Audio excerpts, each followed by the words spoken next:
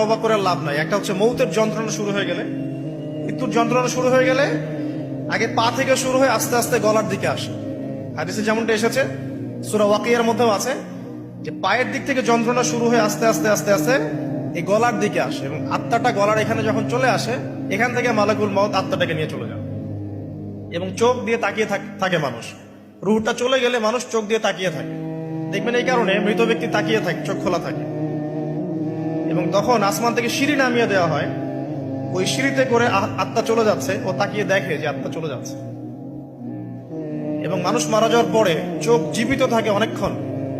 Medical science যারা পড়েছে তাদেরকে জিজ্ঞাসা করবে, মানুষ ডেড হয়ে গেলেও চোখ দেখবেন আরো কয়েক ঘন্টা, হয়তো আরো নির্দিষ্ট একটা সময় পর্যন্ত চোখটা কিন্তু জীবিত থাকে।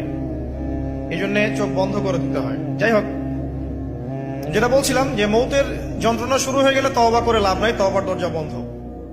আর পশ্চিম দিক থেকে